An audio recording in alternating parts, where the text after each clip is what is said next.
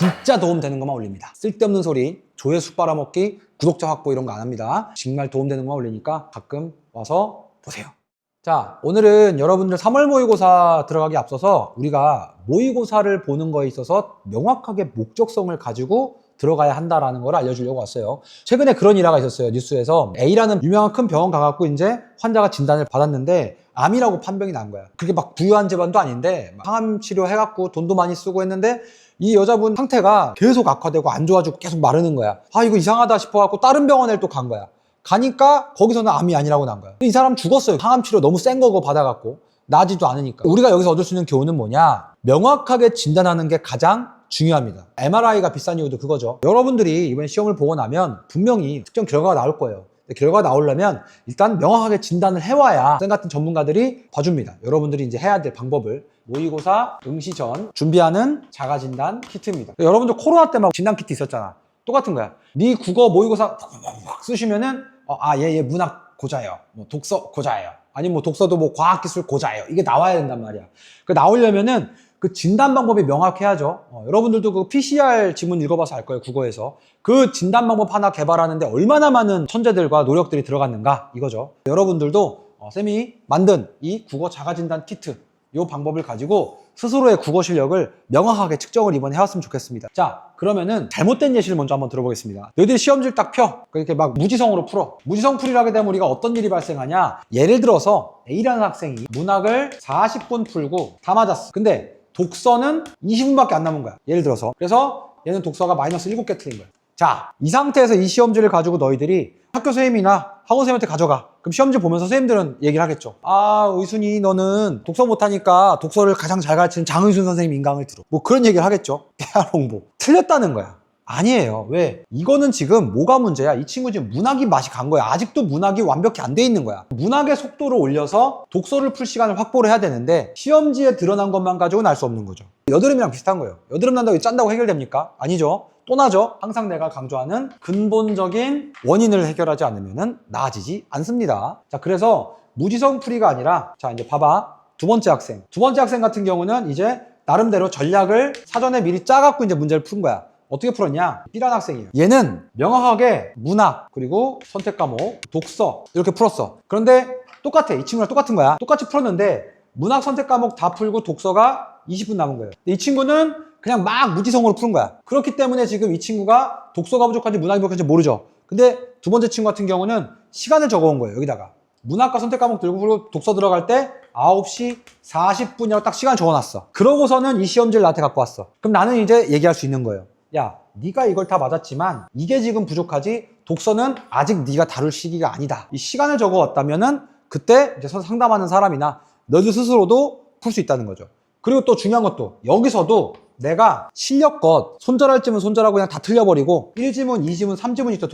독서론 빼고. 그래서 요거 다 맞고 뭐 하나 틀리거나 요것도 다 맞고 하나 틀리거나 이거 나머지 다 틀렸어. 좋은 겁니다. 좋은 거야. 근데 만약에 이 친구들처럼 중구난방으로 막 푼 거야. 그래서 지금 뭐 첫 번째, 두 번째 세 지문 했는데 두세 개 틀리고 뭐 두 개 틀리고 뭐 이거 하나 틀리고 그럼 똑같이 만약에 이거 다 틀려갖고 뭐 6개 틀렸고 얘도 6개 틀려서 다 치잖아? 그러면은 둘 중에 누가 과연 미래지향적 학습 방향 설계를 할 수 있냐는 거야. 누구겠어요? 당연히 B입니다. 왜? 얘는 이 시험지를 가지고 아무것도 알 수가 없어 우리가. 뭐 그거 갖고 아무것도 알 수가 없다고. 그냥 이렇게 몸 사진 툭 찍고 저 몸짱 될 수 있나요? 이거랑 똑같은 거예요. 정확하게 다 알아야죠. 생김새를. 얘가 정확히 이 어떤 영역이 부족해서 이렇게 된 건지를 정확히 우리가 측정을 해야 됩니다. 그래서 쌤이 이 자가진단 키트를 오늘 알려주려고 합니다. 끝까지 듣고 이번 모의고사 보고 나서 키트 이후 활용법, 방향성에 대해서 또 영상이 올라가니까 그거 보고 본인이 나온 진단 결과에 따라서 학습 방향을 설계했으면 좋겠습니다. 자, 그래서 이 두 가지 케이스 중에 우리는 두 번째가 돼야 돼요. 틀릴 거면 안 푼 거 다 틀려오세요, 그냥. 알았죠? 대신 푸는 순서가 내가 이미 미리 시험장 가기 전에 세팅을 해놓고 들어가라라는 거죠. 자, 그럼 이거 지우고 자, 지우는 건 빨리 감기 할게요. 자, 그러면은 우리가 가장 먼저 세팅해야 될 거는 바로 풀이 순서입니다. 권장하는 순서는 현재 지금 3월 모의고사 보는 고3의 경우라면 가장 먼저 선택 과목부터 푸세요. 화작 같은 경우는 첫 번째 지문, 세 번째 지문, 두 번째 지문 이렇게 푸시면 되겠습니다. 이유는 이제 뭐 화작 강의 듣거나, 왜냐면 그거 다 설명해주면 또 영상이 길어져요. 쌤 수업을 듣거나 아니면은 해보고 나면 알아요. 왜 내가 이렇게 시키는지를. 원매 같은 경우는 맨 마지막에 세 번째 지문, 두 번째 지문, 그 다음에 문법은 취향인데, 쌤 같은 경우는 그 단순한 단일 문제들 풀고 그 다음에 지문형 마지막에 풀어요. 이렇게 뒤로서부터 쭉 거꾸로 풀어요. 이렇게 푸는 게 상당히 효율적이더라. 그리고 나서 이제 독서론으로 갑니다. 맨 앞에 페이지 세 문제짜리 요거까지 푸세요. 풀고 나서 시간을 적으셔야 됩니다. 시간 체크하셔야 됩니다. 가장 이상적인 시간은 8시 58분에서 9시 사이가 가장 이상적입니다. 9시도 좀 늦어요 사실은.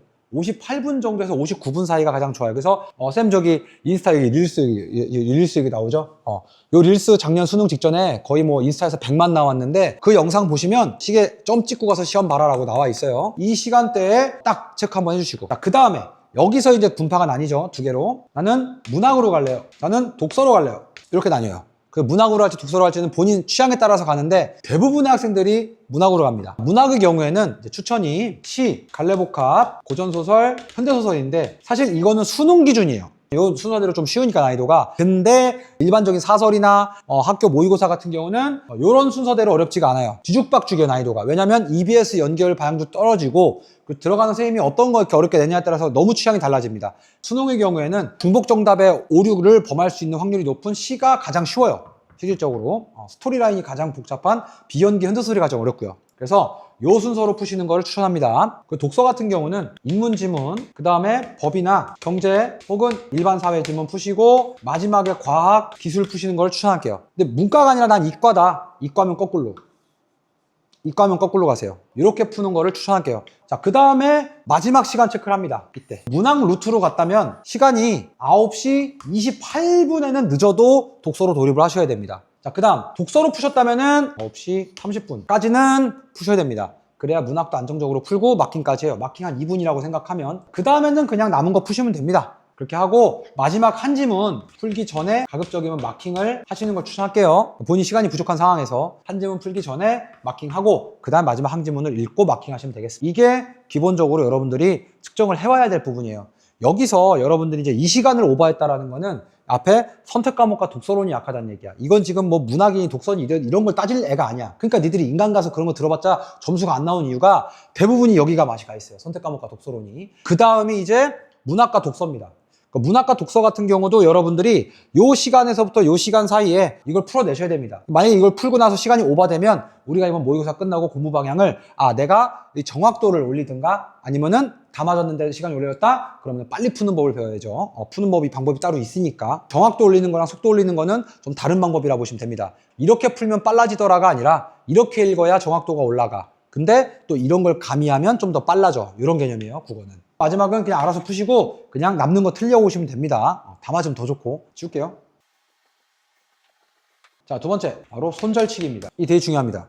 이게 실전 가서 되게 중요해요. 대부분 내가 손절을 쳐야 될 때 손절을 못 치니까 내 실력뿐만 아니라 시간까지 겹쳐갖고 막 틀리는 거야, 지문을. 그래서 여러분들이 아까 내가 적어준 시간 있죠? 1차 타임 커트라인에서 이거는 공통이에요. 8시 58분. 그리고 2차 커트라인이 독서의 경우에는 9시 30분이고 문학의 경우에는 9시 28분입니다. 자, 여기 커트라인이 중요한데 이 커트라인에서 내가 시간을 오버한 상태로 지금 독서와 문학으로 들어가는 상황이 왔다. 그러면 반드시 여기서 급하게 푸시면 절대 안 됩니다. 이러면은 그 어떠한 진단도 할 수 없어요. 생각해봐 얘들아. 스티브 잡스가 뒤에 호랑이 쫓아오는데 아이폰 생각할 수 있을 것 같아요? 아이디어 낼 수 있을 것 같아요?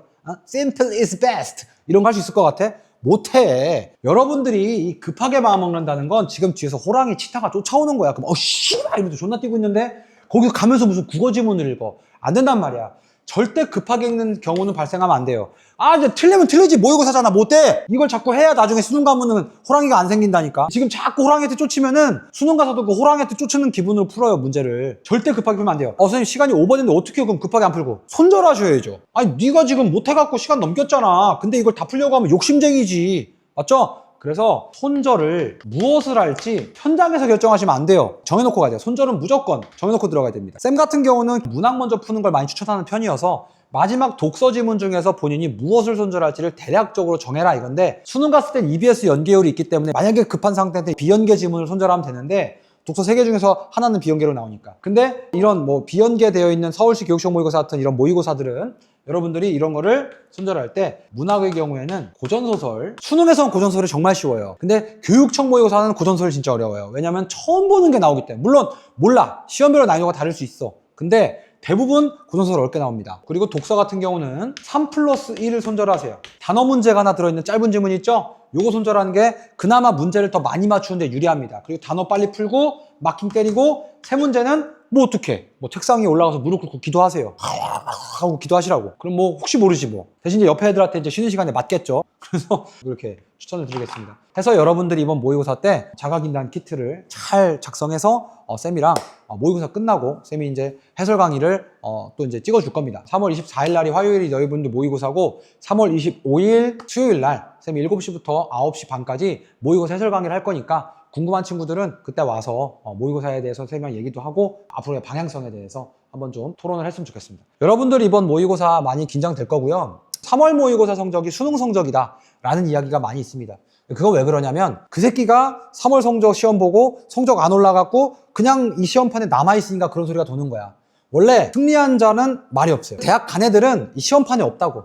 니들이 무슨 커뮤니티 들어가거나 어디 가갖고 막 글 쓰고 막 난리친 애들 다 그냥 망해갖고 거기 있는 거야. 그런 말들을 듣거나 믿고 거기 있는 말들을 듣는 건 좋지 않습니다. 쌤 주변에 보면은 서울대, 의대, 연대, 의대, 뭐 스카이 가고 뭐 어쨌든 간에 막 대학 가서 본인이 원하는 결과 나온 애들은 대학 붙고 나면은 그냥 이쪽이랑은 상관없고 자기 인생 걸어간단 말이야. 나가서 미팅 나가고 친구랑 술 먹으러 가고 뭐 MT 가서 놀고 막 그래야 되는데 누가 어디 무슨 이상한 커뮤니티 갖고 막 댓글 쓰고 앉아있냔 말이야. 그런 데 가갖고 그런 거 질문하고 있는 건 다 둘 중에 하나예요. 하나는 실패했는데 열등감 때문에 거기 남아있거나 아니면 사교육. 여러분들 다 이렇게 끌어와갖고 돈 뺏어 먹으려고 하는 사교육입니다. 여러분들이 그런 거에 속지 마시고 또 그런 쓸데없는 거에 돈 쓰지 마시고 쌤이 올해 1년 동안 계속 이런 고급 A급 정보 쌤이 오랜 시절 가르치면서 가져왔던 그 많은 노하우를 줄 테니까 이번에는 모든 것의 시작은 자가진단부터입니다. 그래서 진단을 해오세요. 여러분들이 반드시 모의고사 진단키트 잘 활용해서 쌤이랑 모의고사 해설 강의까지 해서 올해 1년 쌤이 또 열심히 살도 이렇게 많이 뺐으니까 더 뺄게요. 앞으로 쌤이랑 재밌는 강의, 좋은 정보, 즐거운 뭐 공감 포인트들도 많이 할게요. 주변에 소문 많이 내주세요. 좋아요, 구독, 알림은 안 해도 돼. 알겠죠? 공부해야 되니까 막 시끄럽게 알리고 좋아요, 구독만 좀 해. 진짜 도움되는 것만 올립니다. 쓸데없는 소리, 조회수 빨아먹기, 구독자 확보 이런 거 안 합니다. 정말 도움되는 것만 올리니까 가끔 와서 보세요. 여기까지.